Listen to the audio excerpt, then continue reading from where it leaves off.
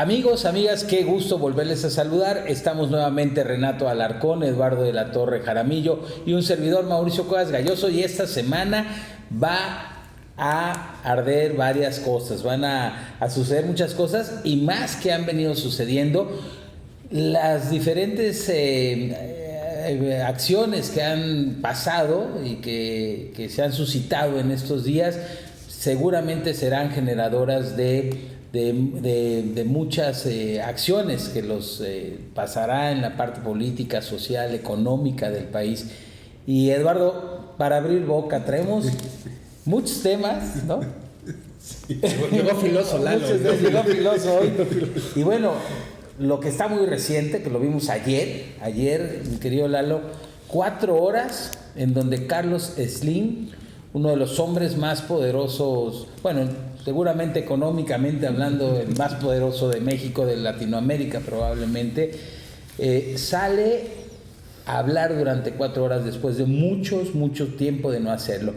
Plantéanos qué ves, qué ven y cómo analizan las cosas.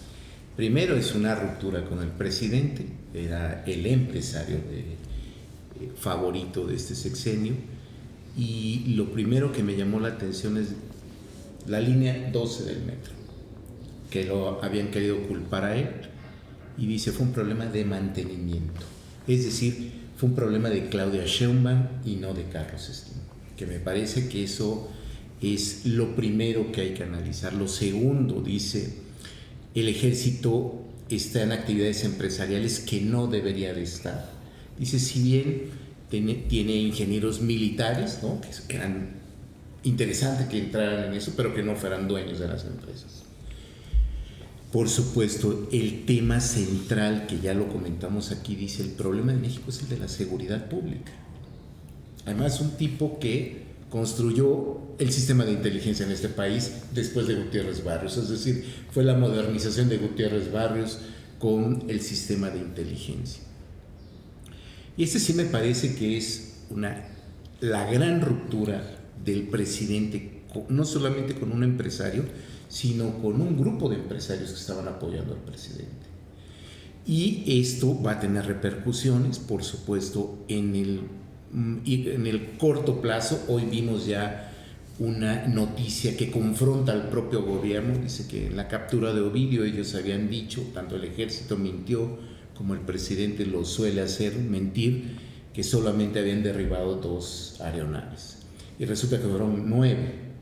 Entonces, esta información que sale de dónde, bueno, puede salir de el área de inteligencia del propio Carlos Slim, pero esto anuncia que el presidente se ha quedado sin el activo empresarial más fuerte del país, de América Latina y del mundo, diría yo, desde una perspectiva mexicana. Y esto modifica inmediatamente el escenario político nacional, porque tenía muchos años, como bien dices, de no hablar, pero el primer mensaje es: yo no apoyo a Claudia Sheinbaum. Y Claudia Sheinbaum es la responsable de los más de 40 muertos de lo que sucedió en la línea 12 del metro. Y esto, la repercusión política, abre una posibilidad real, por supuesto, para que el próximo 2 de junio no tenga el triunfo Morena ni en la presidencia. En el Congreso de la Unión ya no lo veo que puedan lograr mayoría, pero de lo que estaba el presidente impulsando a Claudia Sheinbaum, pierden uno de los... ¿A cuántos ya lo estás diciendo? Que eso llegaste comentando. Le dije, vamos a hacer una apuesta con mi amigo Renato, porque... De una vez aquí en público la vamos a amarrar. Les dije que, paréntesis, escribió un artículo en el 2017, 53 días antes de la elección de Trump, diciendo y argumentando por qué iba a ganar Trump. Pero ahora dije, son 110 días antes, diciendo casi lo doble que Xóchitl Gálvez tiene posibilidades de ganar la elección. Mira, si bien es cierto, Renato, la situación es alarmante, sobre todo para la presidencia de la República, por toda la información que puedes ir y romper con este sector, creo que sería muy grave. ¿La ves viable lo que dice aquí Lalo? Mira, a mí me llama mucho la atención, como a todos, que el ingeniero Slim rompa el silencio que le ha caracterizado siempre en su participación política. Porque don Carlos Slim ha sido siempre aliado silencioso del poder en los últimos 40 años. Claro, ¿no? claro. Y ha habido cambios estructurales en la visión, o matices en algunos casos, y la realidad es que el ingeniero siempre se había mantenido al margen. No así el resto del Consejo Mexicano de Hombres de Negocios, ¿no? Sí, claro. Que durante muchos años, y mi maestro no me dejará mentir, ¿no? Siempre se dijo que los tres poderes fácticos de este país era el ejército, la iglesia y el Consejo Mexicano de Hombres de Negocios, sí, claro. ¿no? Que esos intervenían a lo mejor por abajo de la mesa, pero que jugaban un rol importante. Claro. Entonces sí llama la atención el que el ingeniero Slim dedique tiempo a marcar ciertas posturas. Yo todavía no podría yo asegurar que sea una gran ruptura. Vamos a ver cómo evoluciona en las próximas días y semanas. A ver cuál es el ping-pong de esto, ¿no? Porque, bueno, a cada acción hay una reacción. Y evidentemente luego hay componendas de poder que remedian este tipo de entendidos o malos entendidos. Y por otra parte, a mí me llama mucho la atención cuando algo publican de Carlos Slim en las redes sociales, la mayoría de las personas no lo trata bien, lo trata mal. O sea, le dice que cobra muy caro el internet, que es un millonario, que mejor reparta su riqueza. Yo he visto siempre en las publicaciones de cualquier tipo, ¿no? El ingeniero tiene una opinión consistente y que permea y penetra, pues evidentemente en los sectores socioeconómicos, empresariales de medio hacia arriba. Pero en las clases populares tampoco es así como en la Lalita, O sea, a ver, no lo es. Entonces, yo no podría asegurar, primero, que sea una gran ruptura. Sí me llama mucho la atención. En eso estoy completamente de acuerdo. Puede tener muchas interpretaciones en el bote pronto. Pero sí creo que todavía tendremos que ver la evolución de todos estos... Oye, pero días, hablas, ¿no? justamente de la clase media. Es justamente esa clase media, ese voto silencioso del que hemos venido platicando, esta cúpula empresarial que finalmente sí o sí el ingeniero Carlos Slim liderea, es decir, como se llame o como sea, es el líder. ¿No sientes que puede ser realmente un tema? Los seguidores en este caso, ¿no? Los cibernautas, digamos, que hacen comentarios, sí, puede ser. Yo tampoco creo que es una cuestión desbordada, que se vuelva tendencia, ni mucho menos. Es decir, creo que el hombre tiene un poder importante y sale. Yo no sé cómo se puede hablar de remediar algo cuando sales, pues hasta desmentir al presidente de la República. Y sobre una de las cosas que más atacan a Claudia es el tema del metro. Y decir que no fueron 2 naves, que fueron 9, es decir, no fueron 2, fueron 3. No, fueron 9, es decir, hay datos que se parecerían ser una confrontación directa con el presidente. Yo he visto muchas cosas a lo largo de estos años en el escenario de la política entre las clases empresariales y quienes mandan. Y he visto componendas de poder y descomponendas políticas. Entonces, a mí me parece que sí es un foco de análisis para ver qué es lo que sucede. Evidentemente es un líder de opinión, sin duda, en sectores socioeconómicos y empresariales, y habrá que ver cómo evoluciona, ¿no? No podría yo asegurar así tajantemente la apuesta, pero bueno, te la juego. Pero ¿de cuánto va a ser? Porque vale la pena que se cierre bien. Que le ponga. Piénsale y antes de que nos vayamos con de aquí a que termine el programa a ver cómo va a estar el tema. A ver, ¿qué le vamos Solo una cosa. Nada más no vayamos a apostar un pomo y vayamos a salir en un video como García Maínez. ¿No? Ahorita platicamos del tema, ¿no? Todos están en territorio Telcel. Sí. ¿No? O sea, ya la telefonía fija solo 10 millones de familias tienen un teléfono fijo en el país. Y todo es Telcel. Yo no estoy en esa compañía, por ejemplo, ¿no? Yo tampoco. Pero la mayoría de mexicanos está en esa compañía. Y no solamente es la clase media. Yo cuando analicé el caso Oaxaca, de un poco más de 4 millones de oaxaqueños, que 3.8 millones tienen celulares, y no necesariamente inteligentes, sino son los que pagas 20 pesos, 50 pesos, pero todo es Telcel. Analógicos. Claro. Todo es Telcel. Entonces, esa cobertura no la tiene nadie. Y esa cobertura silenciosa, que es donde hay posibilidades de manipularte. Entonces, sí, en las redes lo podrán criticar, pero los que lo critican seguramente Son sus clientes. en Telcel. No, sin duda. Y por eso luego la critican, ¿no? Porque Entonces, cobra mucho. Pero además porque es una realidad, ¿no? Devuelve Es carísimo. La Organización Mundial del Comercio Claro. tiene varios litigios, ¿no? Porque es la telefonía más cara del mundo. Sí. ¿No? A mí cuando Bueno, me tocó estudiar... desde la apertura en el tema de telecomunicaciones en los años 90, ¿no?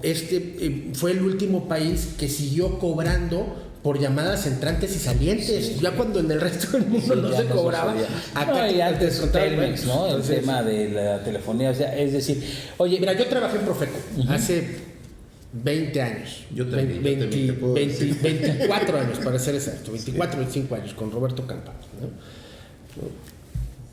¿no? La compañía número 1 de quejas era Telmex. Claro. ¿No? La número 2 eran las gaseras, por eso ya de ahí vino el programa de gas, y la número 3 eran las gasolineras y el número 4 eran los tiempos compartidos. Entonces, Sí. la visión, estamos hablando de hace 25 años, pero evidentemente si hay, aunque es un hombre que sin duda tiene un alto valor para la economía mexicana, para la política mexicana, todavía habrá que ver cuáles son las consecuencias de sus dichos. No creo que pueda tener el impacto que aquí se menciona. Pudiera ser, pero yo sería cauteloso. Habría que ver un par de semanitas a ver qué. Yo creo que es el inicio de cosas que no vaticinan buenos resultados para Claudia. Se verá como bien se dice, y aquí lo vamos a ir analizando, pero además platicas de Maynes. Y mira, más allá de lo anecdótico, que está divertido, de lo anecdótico, ¿qué piensas en lo profundo del suceso? Es decir, ¿cómo incide en el tema? De entrada, ¿Qué piensas de la nueva política? De entrada no me espanto, ¿eh? A ver. Claro, por supuesto. No soy espantado, no digo, ay, ¿cómo se fueron a tomar unas chelas, un tequila? Bueno, es un partido de fútbol, están con amigos y pueden decir hasta palabras altisonantes. O sea, todo eso lo entiendo. La parte que no comprendo, ¿no? Es la circunstancia de que tú eres un precandidato o candidato prácticamente a la presidencia de la República y en un ambiente social tan distendido, vamos a llamarle de esa manera, ¿no? Grabas un video y tú lo subes, ¿no? Porque genera una percepción de poca seriedad. O sea, ¿en serio así quieres aspirar a ser presidente de la República? O estarás sobrio siendo presidente. No, o sea, y lo que creo además es que hay cuadros políticos dentro de MC. Por ejemplo, ayer veía yo una entrevista de Claudia Ruiz Massieu, que tiene todo mi respeto, pues fue mi jefa hace algunos años, ¿no? Es una mujer inteligente y talentosa. Entiendo que va en las listas plurinominales de MC y lo mismo que Amalia, que también entró creo que a las listas, ¿no? Está hoy como representante popular Ivonne Ortega, y es decir, te puedo decir 3, 4, ahorita puse 3 mujeres, pero podemos hablar de actores políticos de talla nacional que a mí me parece que debe de ser muy penoso para ellos el que les pregunten, oye, ¿cómo vas a tu candidato a la presidencia, no? Claro. O sea, porque le resta seriedad, le pierde, o sea, esa nueva política no es nueva política. No es política ni siquiera, o sea, no me espanto, ¿no? Pero sí creo que en los cánones de esto, pues es algo que nunca se había visto, ¿no? Mira, y además desde que lo destapa Samuel, ¿no? Que lo hacen entre botanas y cervezas. Llegó un momento en que imaginé que era una estrategia, es decir, una estrategia en este rollo de la nueva política, los chavos, los jóvenes, le paso la estafeta aquí. Digo, no creo que no puedes jugar con algo tan importante, ¿no? Y hacerlo frente a una chela. Por supuesto que nadie nos espantamos, estaríamos locos. Digo, todo el mundo sabe de qué pie cogíamos cada quien, pero no ese es el tema. Yo veo además a Dante Delgado, o percibo hacia dónde va el tema, o sea, qué va a hacer, cómo lo va a modificar, su molestia, es decir, o sea, ¿cómo? El silencio. ¿Qué le vas a decir al Faro? ¿No? Que desde el inicio está molesto, razón, ¿no? Que tenía razón, ¿no? El problema, más allá de la estupidez de subir un video alcoholizado, ¿no? Porque no puedes culpar a otro que te filmaron y te subieron, o sea, eso... Tú mismo lo hiciste, sí. ¿No? Entonces... Si me graban tengo excusa, ¿no? Sí, no, pero aquí, vaya, no hay ninguna forma de autoexculpación. Lo grave es que con esta acción Movimiento Ciudadano puede perder hasta el registro, porque la gran expectativa que hizo Dante Delgado previo a las coaliciones era que Movimiento Ciudadano estaba enrutado con una nueva narrativa de la nueva política. Una tercera vía... Una tercera vía a la mexicana, sí. ¿no? Pero esa tercera vía en los hechos se convirtió primero en poner a un cuate extremadamente banal como candidato a la presidencia, ¿no? La primera dices, como que la pasas, dices, bueno, quisieron hacer algo nuevo entre las botanas, como lo criticó el propio Alfaro. Pero aquí emborracharse, yo coincido con Renato, una cosa es tu vida privada, como tú lo dices. Claro. El problema es cuando la vida privada transita a la vida pública y además la publicitas, como hicieron ellos. Claro. Yo vi, estaba diciendo un meme ahí en Facebook, ¿no? De la lotería del borracho con su cara, y eran más de 4.500 comentarios negativos. Uh-huh. Tuvimos un hecho hace mucho tiempo con Eduardo Andrade, ¿no? Sánchez. Llegó borracho a ver a López Dóriga. Esa imagen de alcohólico y de borracho nunca se le quitó. Fue muy impactante, ¿no? Sí. O sea, ahí dinamitaron su aunque replique libros y sí, es un hombre talentoso. No puede con esa escena. Y jamás se lo va a quitar. Pero ahora en un candidato a la presidencia, el impacto es terrible, porque la política es de símbolos. Entonces, lo que viste en un video fue un borrachín que no le entiende a la política, sí, que no le interesa la política, y que además la única proyección que tienes es que, como tú lo acabas de decir, no es ni siquiera política. Perdón, es hacer desmadre desde la política. Realmente terrible. Yo quisiera preguntarles a ustedes dos algo. A ti, y voy a hacer la pregunta al mismo tiempo. ¿Cómo ves tú en Veracruz la campaña de Pepe Yunes? ¿Y cómo ves tú en Veracruz la campaña de Rocío Nale? ¿Quién quiere contestar? Bueno, yo la verdad es que veo dos. Voy a hablar de las dos, porque para hablar de una hay que compararla con la otra. O sea, sí, a ver. Primero, son dos campañas completamente diferentes. ¿Vas a compararla o vas a justificar una con otra? No, es que son públicos completamente diferentes. Uh-huh. O sea, yo acudí a invitación de mis amigos del Partido Verde a un evento a Puente Nacional. Yo no había ido a ninguno, y a Cajete.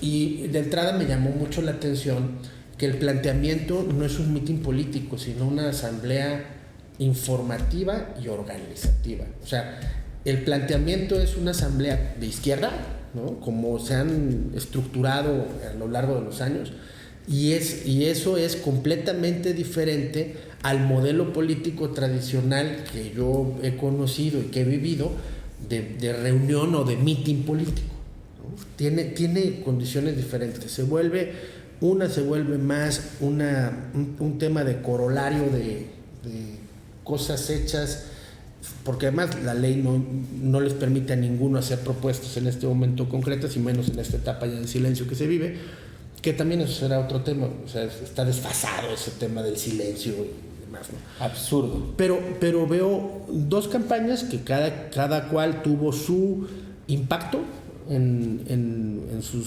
correligionarios, en sus seguidores. Creo que en ambos casos siguieron el librito, ¿no? Con algunos matices de alguna pifia, algún error que se cometió en ambos sentidos, pero lo que creo es que cada quien amasó el tema de mandar una percepción sobre el trabajo político de lo que quieren representar.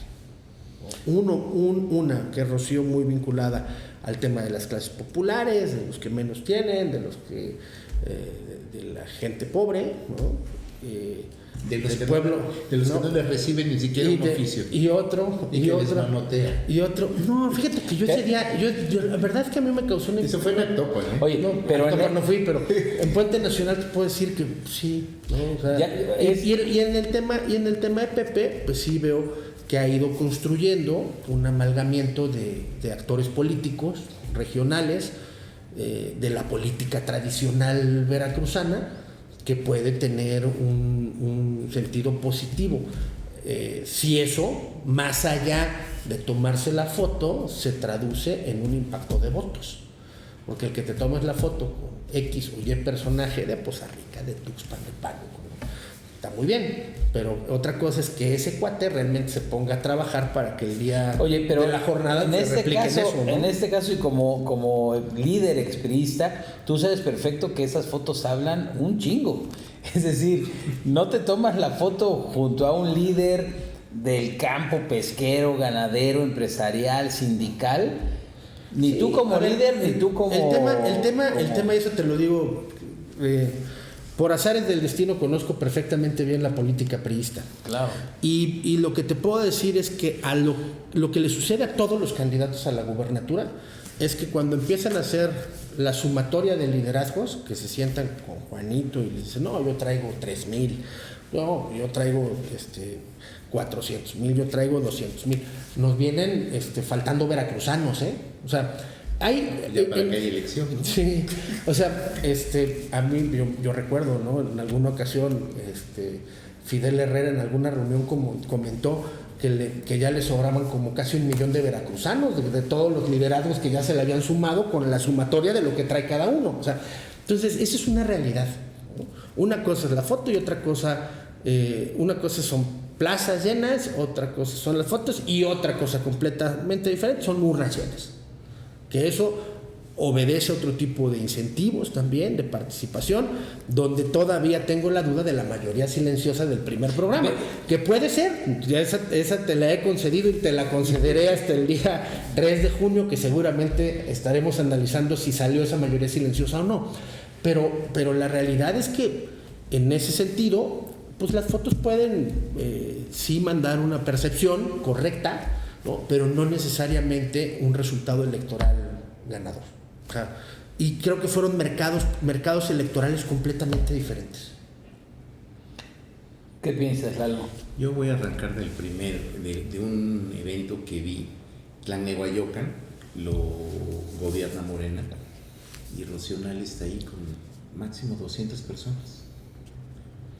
Dices, es un municipio que está conurbado con Jalapa, que lo conozco muy bien, hiperpolitizado. Y dices, ¿dónde está la gente si está gobernando? Y todos los de enfrente no eran de Tlalnehuayocan.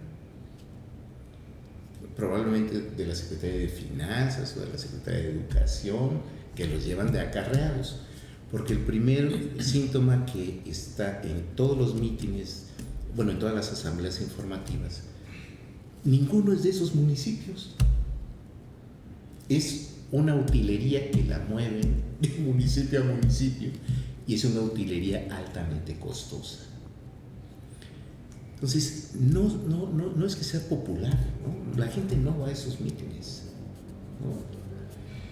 He contrastado Actopan, Tlalnehuayocan, los lugares que ha tenido Uxpanapa, que ahí recibió al alcalde, donde pues seguramente hay tepezcuintles y venados y armadillos en ese municipio, porque es la selva, ¿no? Entonces lo dan como si Manuel Gómez Morín hubiese renunciado en su momento al PAN, ¿no? De ese tamaño es el nivel de la ignorancia que hay en esa campaña.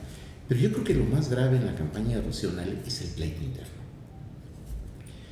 Gómez Casarín ya no sabe de quién ser leal, si al gobernador o a Rocío Nale, e impidió el nombramiento de nuevos magistrados. Yo creo que ya quedó claro, ¿no? Que está fiel al gobernador.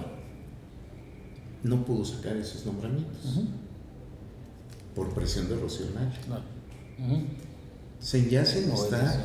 como perrito detrás de las bardas, como si fuera pueblo, como diría Renato, ¿no? Sin candidatura, sin secretaría y humillado en la campaña de Rocío Nale. El famoso Bola 8, todos sus alcaldes que jalaban con él, hoy veo que tienen simpatía con Pepe Yunes. Entonces mi lectura es que hay una ruptura entre el gobernador y la aspirante. Y el otro movimiento del operador de la Secretaría de Finanzas, que había amasado un movimiento impresionante. Y que le están tomando las oficinas para reclamarle que los usan de carne de cañón y los llevan de acarreados a los mítines, no respetándoles sus vacaciones, sus horas laborables. El PRI lo hacía, pero no se les había pasado la mano. No había castigado así a los trabajadores de gobierno. Ese va a ser un voto en contra naturalito que va a tener Morena. Pero lo grave es que esta señora, sin ser gobernadora, quiere empezar a gobernar. La soberbia es una muy mala consejera. Entonces, lo poco que te podía apoyar desde el gobierno, en su soberbia dijo, no lo quiero, ¿no? Ni exsecretario general de gobierno, ni exsecretario de educación, ni el primito del gobernador. Entonces, ¿quién te está haciendo la campaña? Además, no sabe ni cuántos municipios tiene Veracruz. Ahora, bajo esa descripción que ambos hicieron de las campañas o los formatos de campañas, ¿cómo las ven? Y la de Pena, ¿cómo la ves? Bueno, y nada más cierro. ¿Cómo ves la de Pena? Y nada más cierro. No trae el apoyo del presidente. Yo no veo un equipo del presidente apoyándolo. Pero tampoco va a tener el apoyo del gobernador, porque lo están imbuneando. ¿No? O sea, para ella, Cuitláhuac no es nada, ni nadie. ¿Y si es algo? Nunca ha sido nada. Es un nonato de la política. Pero el vendedor de carros, que es el representante ante el Congreso, hay un problema de lealtades. Entonces, si el gobernador le pide al que está a su empleado en el Congreso que saque nombramientos para magistrados y no lo hace porque su lealtad, el 50% está con la que cree que va a ser gobernadora, que no va a ser gobernadora, entonces imagínate el campo que tienes en el lado de enfrente. Pepe va construyendo en un sentido de, yo lo dije, no hay rupturas en la coalición, ni en el PRD, ni en el PAN, y actores que no estaban o que habían renunciado al PAN, como Juan Bueno, está apoyando. ¿Qué hay de diferente entre las campañas anteriores a la gobernatura en el formato PRI, PAN, PRD, aunque no estuvieran en una alianza, y las de hoy? Mira, hay un tema interesante aquí y creo que vale la pena retomarlo porque es algo que está sucediendo no nada más en lo local, sino a nivel nacional también. Es una sucesión inédita. O sea, es la primera sucesión de Morena en el poder. En el viejo sistema priista, en el viejo régimen priista, había reglas no escritas de las sucesiones, ¿no? Aquel famoso libro con las facultades metaconstitucionales del presidente, ¿no? Jorge Carpizo, ¿no? De Carpizo, que el presidente nombraba a su sucesor, pero había una serie de reglas no escritas que garantizaban que las sucesiones se dieran. Lo primero que hacía era cederle el partido, o sea, al candidato, ¿no? El candidato a la presidencia de la República, a la gubernatura, en el momento en el que era ungido como candidato, porque los sectores y organizaciones periodistas se pronunciaban, porque había ya una manifestación clara y inequívoca de que esa persona iba a ser el candidato, asumía el partido y ponía un dirigente. Y entonces empezaba una diferenciación entre la estructura de gobierno y la estructura de partido. A mí alguna vez, y me lo contó un político de la alcurnia priista, no voy a omitir el nombre, de la alcurnia priista nacional, me dijo, es que era una política del elevador. Dice, esa era la gran magia del PRI. Sí, claro. Era una política de elevador. O sea, tú estaban en el penthouse, ¿no? 6 años acá, todos contentos, felices ahí, ¿no? De repente llegaba el elevador, ¿no? Metían a todos ese elevador, bajaba el elevador, lo sacaban y entraba otro grupo y volvía a subir. O sea, era una rotación de élites. Una poliarquía. ¿No?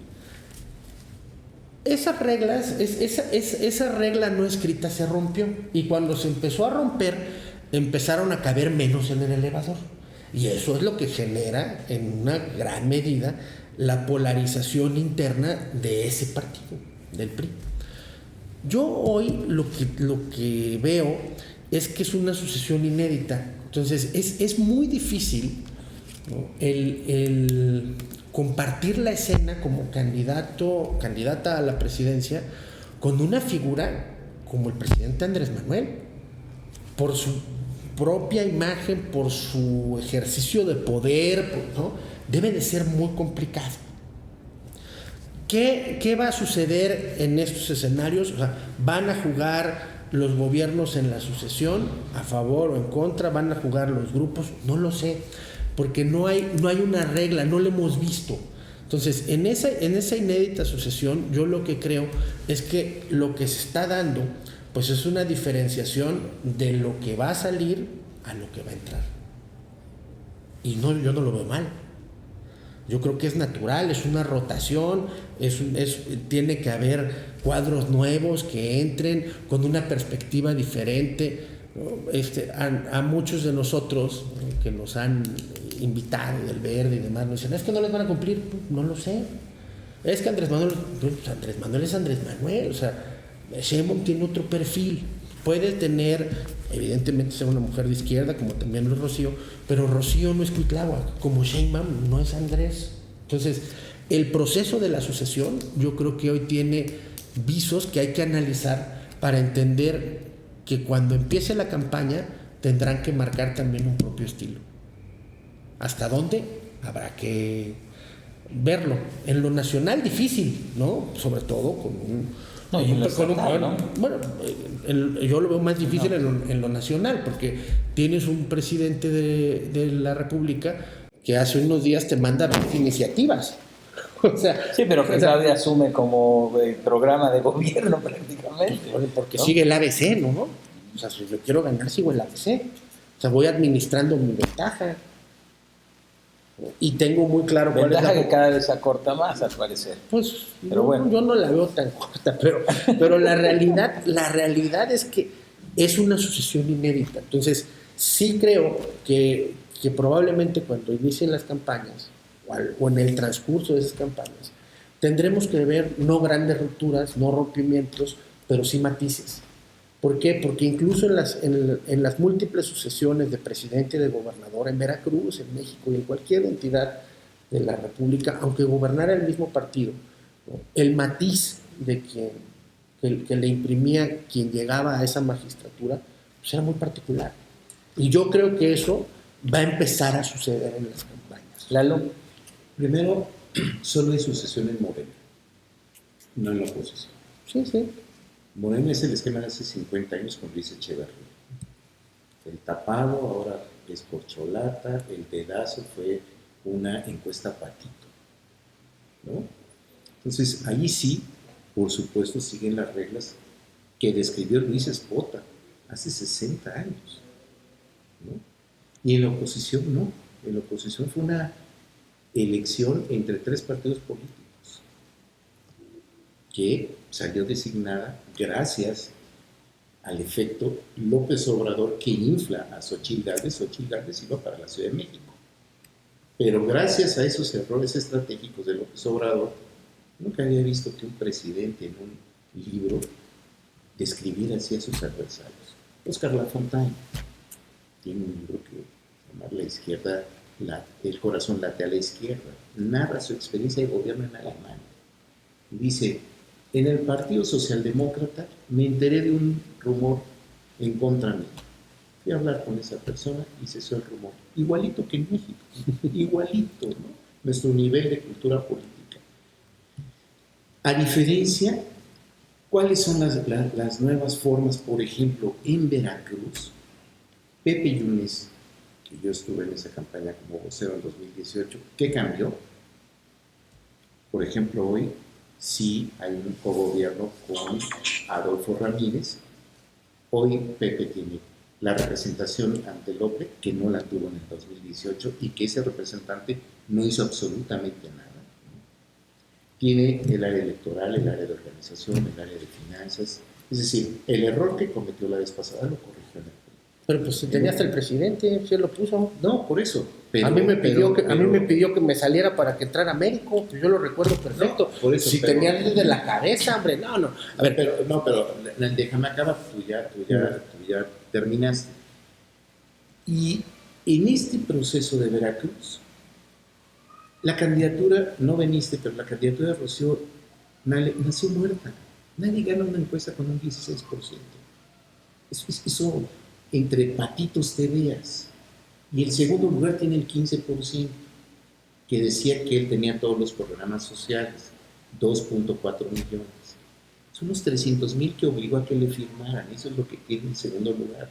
Y quien ganó la encuesta es el que no lo reconocieron, que fue el secretario general de gobierno. Es un arreglo, fue un regalo de género, fue un capricho la candidatura. No es que esté bañada de pueblo, ni siquiera los de Morena votaron por ella. Pero vamos a ser claros. Pero a ver, tampoco en el PRI. No. En la alianza, el partido, el candidato de la alianza opositora emana de un partido que tiene una intención de voto de 5 o 6%, cuando la intención de voto mayoritaria en Veracruz es del PAN, de casi 20%. Y eso lo reconocen los panistas. Morena, ¿no? Porque esa fue la pregunta. Pero en el tema es lo mismo. O sea, no es lo mismo. Nace muerta la candidatura. Ni siquiera los de Morena la conocían ni le votaron. La conocen en Coatzacoalcos. Entonces esa debilidad es estructural en una candidatura y en una campaña. No puedes ganar, a diferencia de las otras encuestas. Harfuch tiene más del 50% y tiene que ceder por género. Aquí fue del 16%. Tú eres especialista en encuestas. ¿Quién gana una encuesta con 16%? Nadie. Más que en México se ve eso. Yo creo que el método de las encuestas y de los métodos que se han utilizado son muy complejos en el modelo de decisión interna. Pero lo mismo le sucede al frente opositor. Mira, en el caso de Veracruz, el partido con mejores números del frente opositor, o sea, PRI, PAN, PRD, es el PAN, con cerca de 20 puntos. Postula PRI. El candidato. Porque fue una decisión política, no fue una decisión de género, como aquí, que no puedes ni siquiera ganar. El candidato que salía mejor posicionado en encuestas era Miguel Ángel Yunes Márquez, ¿no? Del PAN. El tema es que la componenda de poder de la cúpula de Alito, Nachito y Marquito, ¿no? Decidieron hacer una repartición de las candidaturas, y entiendo perfectamente la lógica, porque tiene que haber equilibrios de representación. El tema es que a la que dejaron fuera de esas opiniones de los equilibrios de representación, igual que de las listas plurinominales, y pareciera seguramente que de las candidaturas, porque ella misma se desligó, esas Xochitl Gálvez.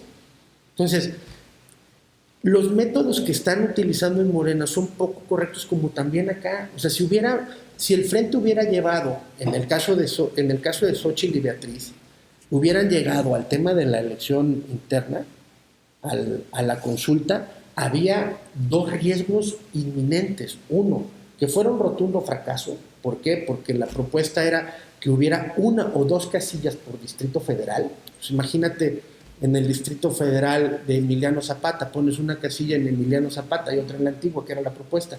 ¿Quién va a venir a votar de Coatzintla, Tolucero? Nadie. El primer riesgo era que fuera un fracaso, que no votaran.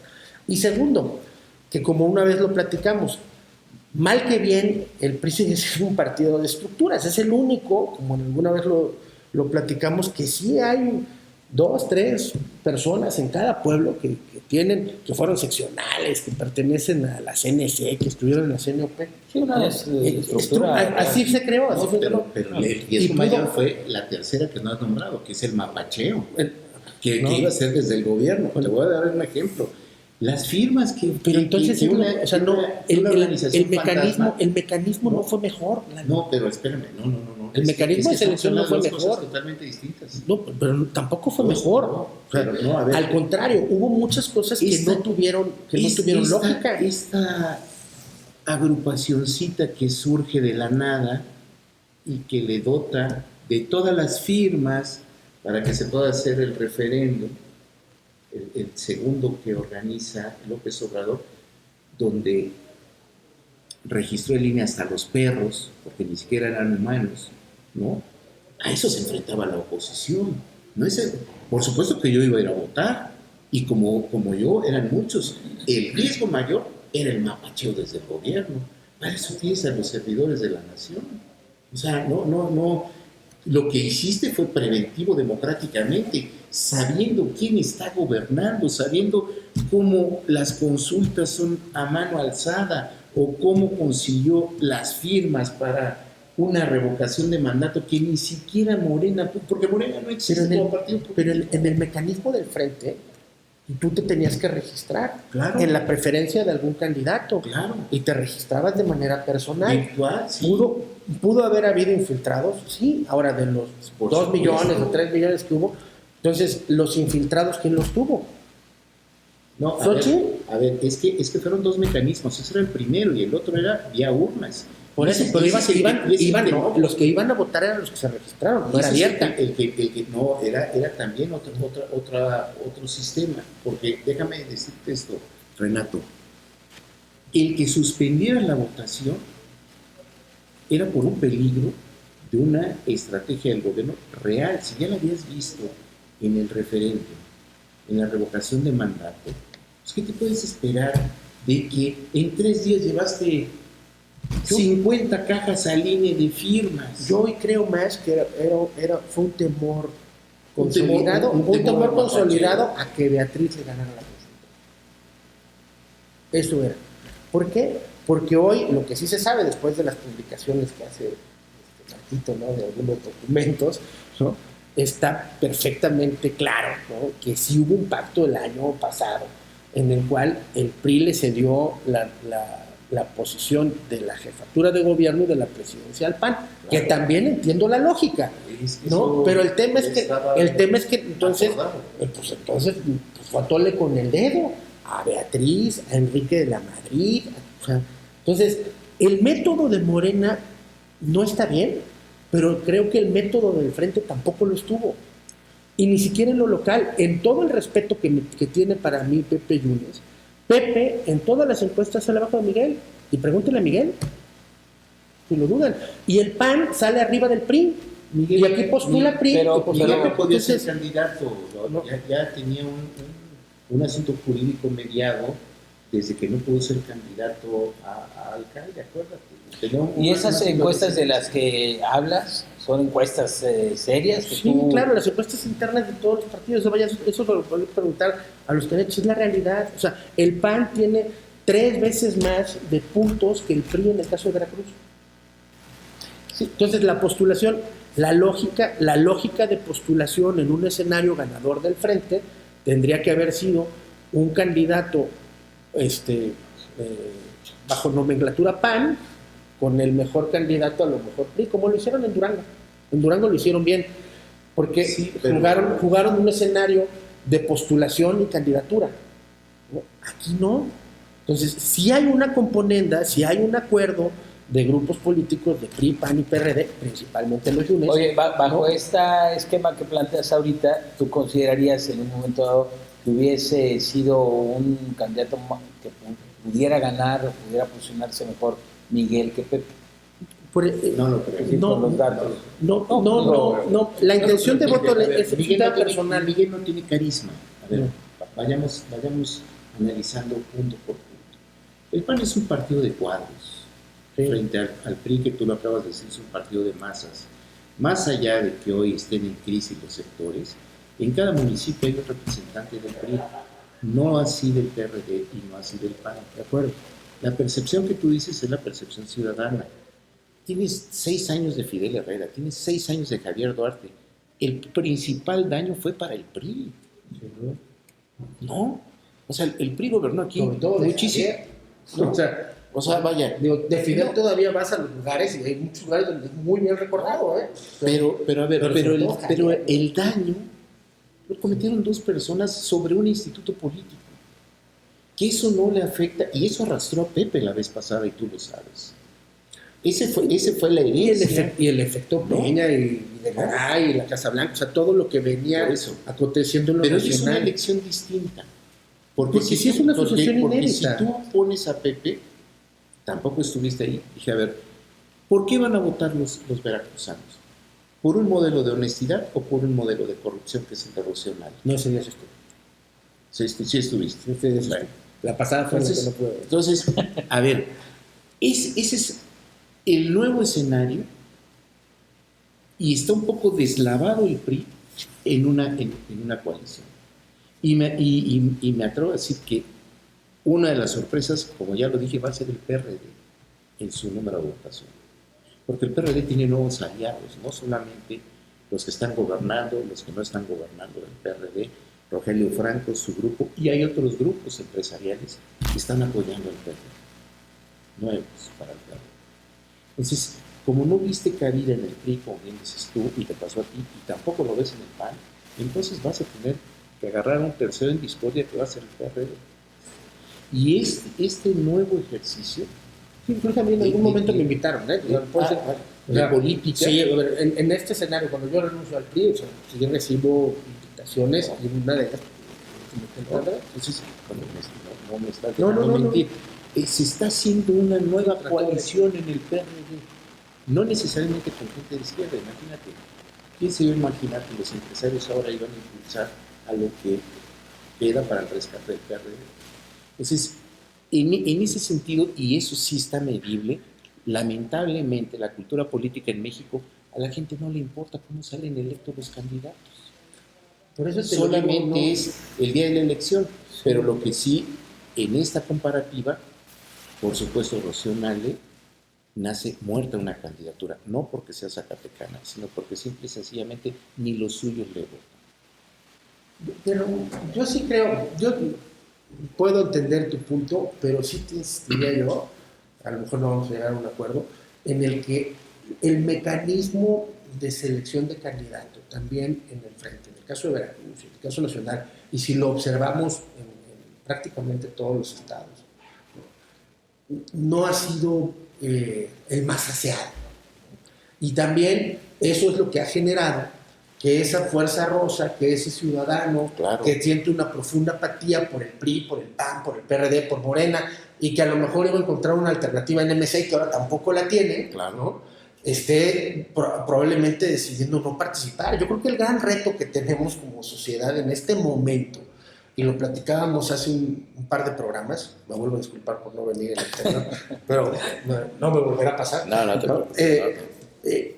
El gran reto que tenemos es participar en un esquema en el cual esa geometría política, de por sí la geometría política estaba desdibujada, pues ahora se desdibujó más, ¿no? Y lo que tenemos que hacer es tratar de participar, quienes actuamos o quienes hemos participado en la parte política, y el ciudadano votando, por quien quiera. Una pregunta. Porque lo más importante en este momento, más allá, es que después del 3 de junio encontremos un momento de reconciliación nacional. A ver, Renato. Los grandes, el gran problema que tenemos hoy en día es que estamos inmersos en una batalla en la cual a mí ya sí me parece meramente testimonial el tema de MC, y en un país polarizado donde en el discurso, en ambos sentidos, va subiendo de tono. Y creo que lo que necesitamos es, con independencia del resultado electoral, a partir del 3 de junio hacer una gran conciliación nacional para rediseñar un proyecto. No sé si acercarlo más hacia el centro, más hacia la izquierda. Ojalá y las cámaras estén compensadas.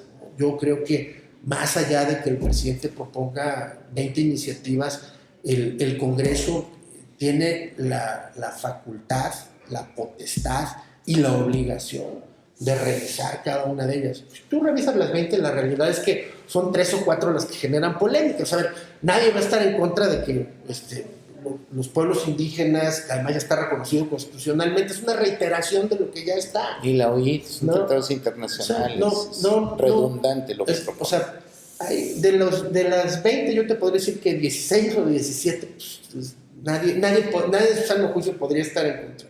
Evidentemente la de la reforma del Poder Judicial, la reforma electoral, la eliminación de los plurinominales, sí hay que dar un gran debate nacional para que encontremos la ruta de la construcción del modelo de país correcto.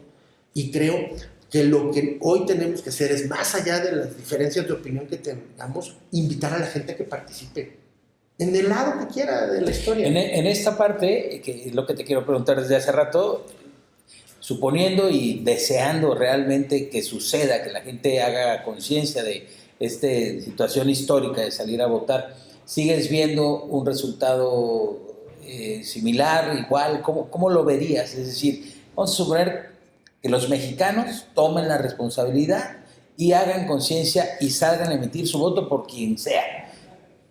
Híjole, yo lo que veo es que los resultados electorales van a variar mucho respecto de cada uno de las zonas de la entidad y del país. O sea, el comportamiento político, este fin de semana estuve desde el viernes, jueves en Nuevo León, en Monterrey, y te platicaba yo a ti, le decía yo a Lalo, que yo pensaba encontrarme pues una marea naranja, ¿no? O sea, no lo hay, Lo único que me encontré fue en el camino de Santiago a Monterrey, un espectacular de Paco Cienfuegos. Y yo esperaba, cuando circulé por Monterrey, pues ver calcas matonas, ¿no? No hay. No, pareciera que no hay campaña. O sea, te lo juro. Entonces, el comportamiento político de un estado como ese, Nuevo León, va a ser completamente diferente al comportamiento político de Chiapas o de Tabasco. Entonces, aquí el tema va a ser en esa compensación del número de votos y de las opciones políticas que permeen preferentemente en cada lugar. Y en Veracruz regionalmente nos va a pasar lo mismo. A ver, en el puerto de Veracruz, Boca del Río, en esa cuenca electoral, pues evidentemente la presencia es PAN, ¿no? En el caso de Jalapa, pues aquí lo platicábamos hace unos programas, es un voto antisistémico. O sea, normalmente votan en contra del partido en el gobierno estatal. O sea, el burócrata tiene un proceso de reciclamiento sobre sus propios jefes, ¿no? O sea, entonces, yo creo que el resultado, aunque pareciera estar muy cantado, sí creo que se puede llegar a cerrar, pero no vería yo en términos nacionales que variara sobre quien lleva la tendencia mayor. El tiempo prácticamente nos está comiendo. Yo quisiera preguntarte, ¿fuiste a la marcha del INE No Se Toca? Sí fui. Tú fuiste. Hay un evento importante, 18, una convocatoria nacional a otra marcha. ¿Estarán ahí en la marcha? Yo sí. No lo sé. Lo voy a valorar. Yo sí. Lo voy a valorar por términos personales, pero más allá de estar en la marcha o no, yo sí te puedo decir algo. O sea, el INE es un instituto, es un organismo único en el mundo, que ha sido motivo de estudio globalmente, y que es un mecanismo que nos ha costado mucho tiempo, mucho dinero a los mexicanos y un gran esfuerzo de credibilidad para garantizar que el voto se respete. Y yo creo que sobre eso, sobre el respeto al voto, más allá de que el partido político tenga más o menos dinero para hacer campaña, más allá del tema de que haya plurinominales o no, la parte que debemos de garantizar es que las elecciones sean transparentes en el conteo, ¿no? Hoy yo he escuchado, por ejemplo, que dicen, bueno, es que va a haber una elección de Estado. Pues creo que todas las elecciones que hemos vivido en mayor o menor medida han sido de Estado. O sea, los gobiernos participan para bien o para mal, pero creo que hoy, más allá de la marcha, lo que hay que defender es la democracia. Más que... Lalo, la marcha, ¿qué nos puedes compartir tu visión? La marcha domingo 18, 11 de la mañana en Teatro del Estado, en caso de Jalapa es donde están convocando. Pero yo he marchado desde 1988, ¿no? O sea, creo que fue una nueva forma de participar políticamente, de enfrentar al sistema y decirle, a ver, más allá de los fraudes electorales, aquí estamos los ciudadanos en las plazas públicas y exigiendo que el voto se convierta en un valor y no en una burla del gobierno. Esas marchas conllevaron a una negociación entre el PAN y Carlos Salinas para que se creara el Instituto Federal en 1990, no autónomo.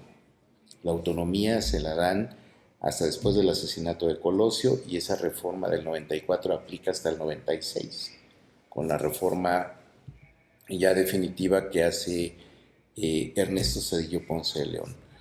Ciudadano. Ya pasan de ser magistrados electorales, ¿no? Una figura extrañísima, ¿no? A ser consejeros eminentemente ciudadanos. He estado en la mayoría de los institutos, en el IFE, en el INE, en el OPLE, en el órgano electoral, a nivel municipal, distrital, estatal, en fin.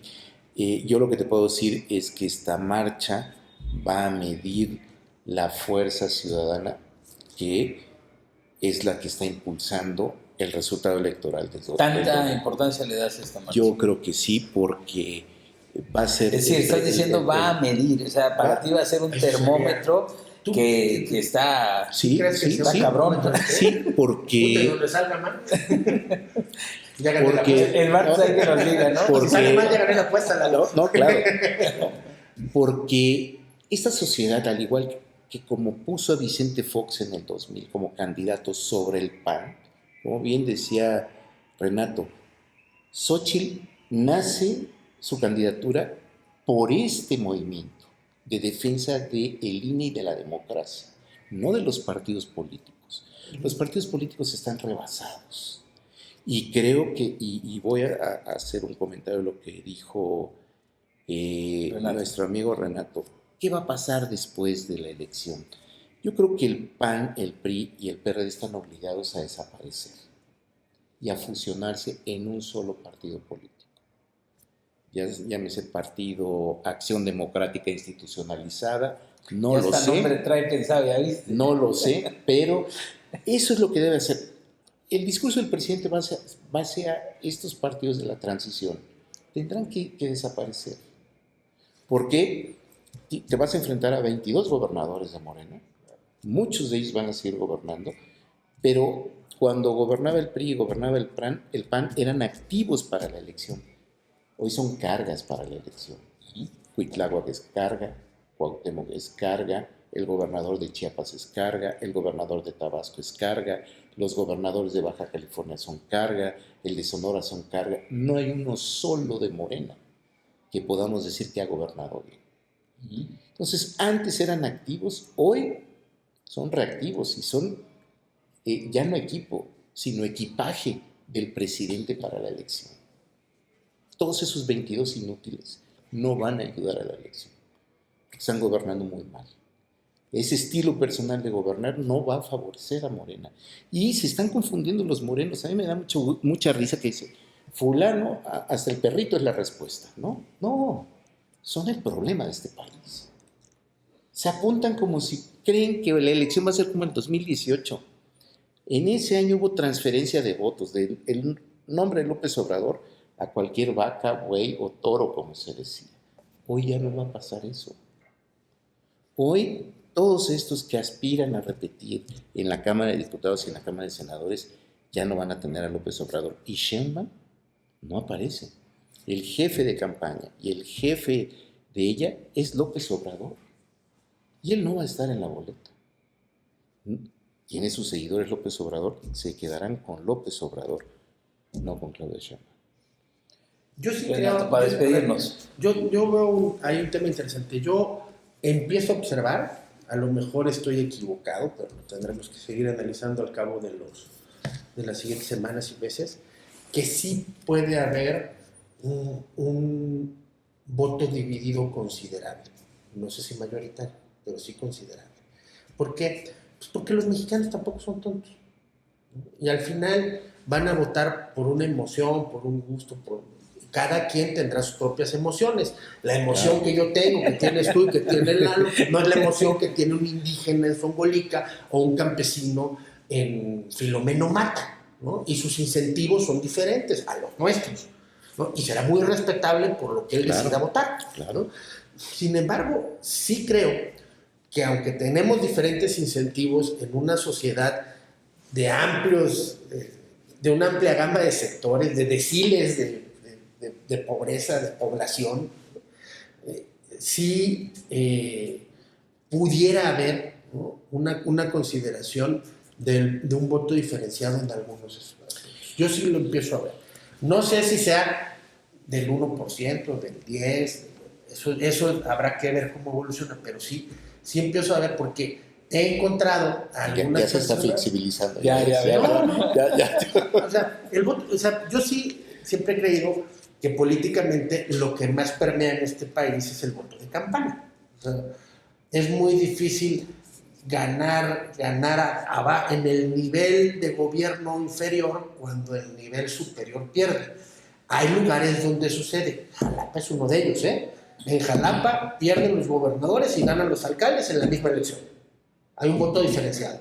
Esa consideración de Jalapa, creo que sí, en algunos lugares, sobre todo medios urbanos o semiurbanos, pudiera tener un impacto, incluso a nivel nacional. Pues es una historia que se está escribiendo, se está saboreando. Y una apuesta también. Y una apuesta que rápidamente...